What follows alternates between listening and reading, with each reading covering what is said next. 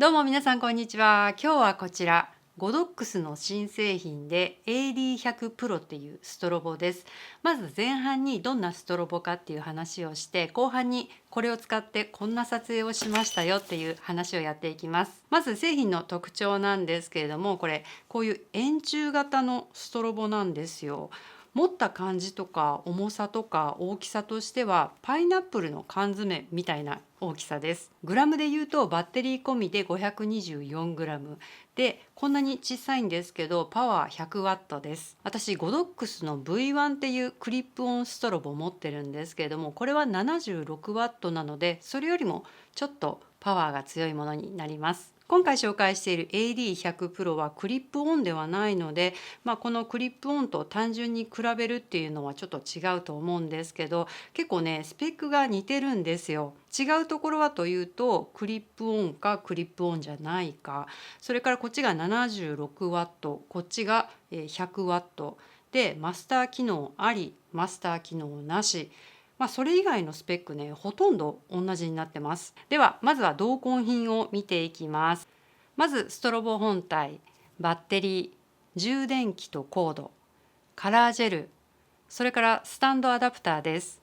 このスタンドアダプターにはアンブレラが差し込める穴がついています。それから説明書です。ではストロボ本体を見ていきます。まずテープです。ここに2つ4分の1ネジ穴がついていて、スタンドアダプターとかハンドルとかつけられるようになっています。でこれ連続使用とかで熱が発生してくるとファンが回るようになってるんですよ。なので放熱用の穴っていうのか切り込みが入っています。それからこのゴムカバーの下に 3.5mm シンクロケーブル差し込み口と USB-C の差し込み口がついています。この USB-C 差し込み口はファームウェアのアップデートとかに使うようです。で、ここの赤いところがセンサーです。こちらがコントロール面です。このスクリーンが見やすくていいです。強い太陽光の下でどれぐらい見えるのかっていうのはテストしてないんですけど、今まで使ってきた V1 とかフラッシュトリガーの画面に比べると相当見やすく感じました。それから外側のシェルは全部プラスチックなので、落下とかさせちゃうことを考えるとちょっと不安かなと思います。そして電池は V1 と共通です。フル発光で360回使えるとのことです。電池はここに差し込む感じで、取り出すときは本体のサイドにレバーがあって、レバーをスライドさせると電池が飛び出してくるようになっています。結構勢いよく出てくるので、押さえながら取り外した方がいいです。私は押さえずに外そうとしたら電池が飛び出てきて床にドーンと落としちゃいました。それから別売りなんですけど、今回アクセサリーセットも送ってもらったので、これちょっと見ていきましょう。アクセサリーに興味がないっていう方は早送りしちゃってください。ちなみに AD100 Pro と V1、照射面がね同じサイズ同じデザインなんですよ。ということで共通してこのアクセサリーを使うことができます。こういうアクセサリーポーチの中に全部収まっています。これバーンドアです。それからドーム型のディフューザー、そして折りたたみのできるスヌート、あとリフレクターをつけられるフレーム、ハニカムグリッド、それから平面のディフューザー、そしてハードタイプのカラーフィルターがオレンジ系3枚、グリーン系1枚、透明が2枚、そしてこのカラーフィルターをつけるためのフレームが1つ入っています。これらのアクセサリーは全部マグネット式の脱着です。これ全部セットになって Amazon で7300円ってなってました。あともう一つ、これも別売りなんですけど、ブラケットです。これ丸型のライトなので、ブラケットも丸型に対応したものを用意しないといけないんですけど、こういうゴドックスの S2 ブラケットっていうのが販売されているので、必要な方はこれも準備してください。Amazon でだいたい3000円ぐらいです。これがあるとボーエンズマウントに対応しているアクセサリー類も取り付けることができるので、さらに使用バリエーションが広がります。こういうリフレクターとかも脱着すごく簡単です。これね今ついた状態なんですけど、外すのもワンタッチ。それからチャージサイクルは 0.01 から 1.5 秒となっています。連続してフル発光した場合、実際どうなのかっていうのを後ほどテストしてみたいと思います。それからズーム機能、モデリングライト機能、ハイスピードシンクロ機能ついてます。その他の詳しいスペックはホームページを見てみてください。ではフル発光で連続撮影した場合どんな感じなのかっていうのを見ていきます。じゃあテストしていきます。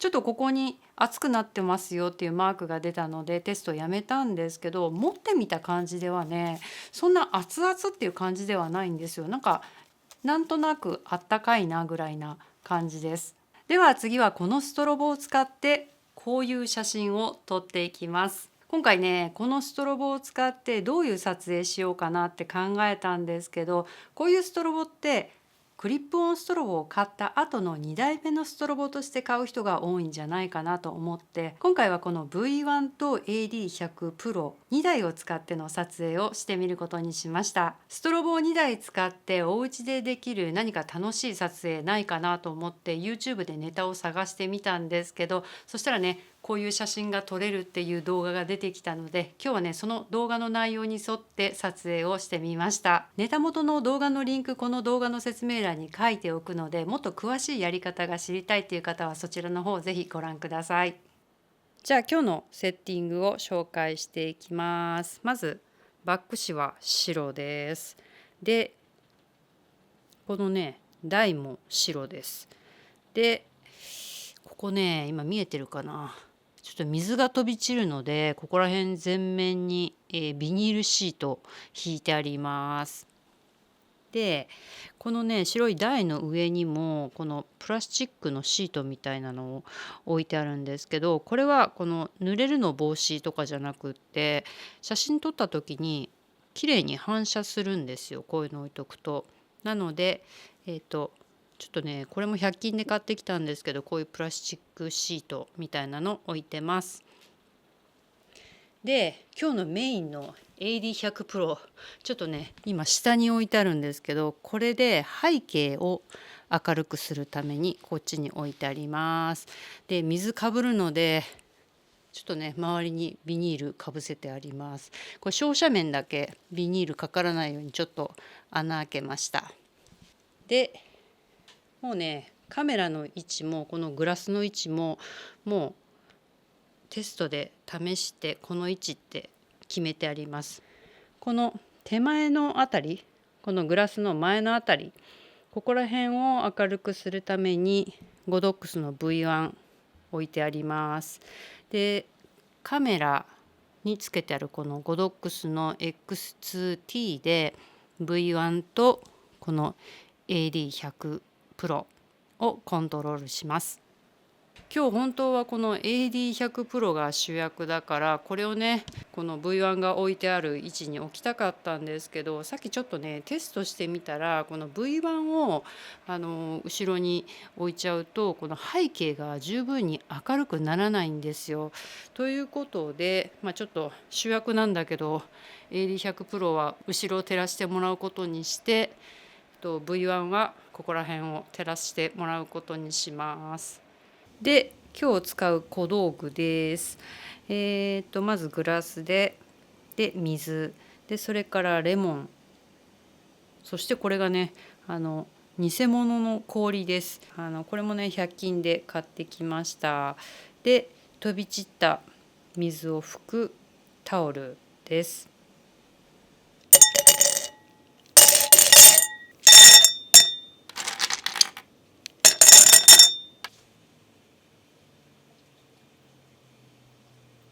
ちょっと今から室内の照明を切るので、その前にどんな感じで撮影するのかっていうのを見てもらいます。カメラとかこういう機材の電源を入れます。で AD100 Pro のモデリングランプはつけてあります。でレリーズリモコンないのでもうちょっと両手でやっていくんですけど、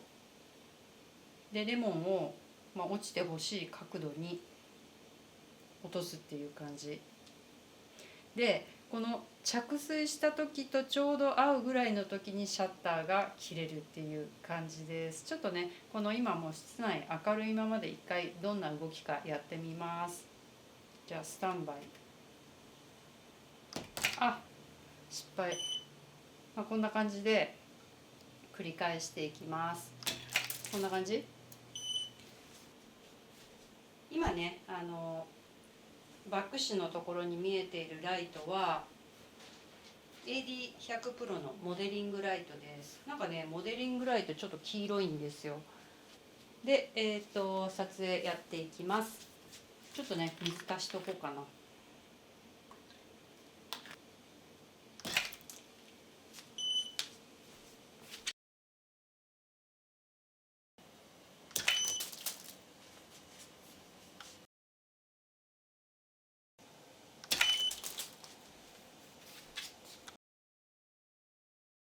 今回ちょっと主役の AD100 Pro が撮影台の下に設置することになってしまったので AD100 がねほとんど映ってなかったんですけれども、なるべく ISO を低く設定したかったのでパワーの強い AD100 の方にちょっとね背景を照らしてもらいました。ストロボが2台になると1台使用の時とはまた違った撮影ができるようになるので楽しいなと思いました。クリップオンはすでに持っているという方、2台目のストロボにこの AD100 Pro 候補にしてみてはいかがでしょうか。それでは今日はここまでです。動画の内容を気に入ってくださった方、ぜひまたいいねボタンで教えてください。それからインスタグラムの方もぜひチェックしてみてください。お知らせとかはインスタグラムストーリーズでやっています。それではまた次回お会いしましょう。さようなら。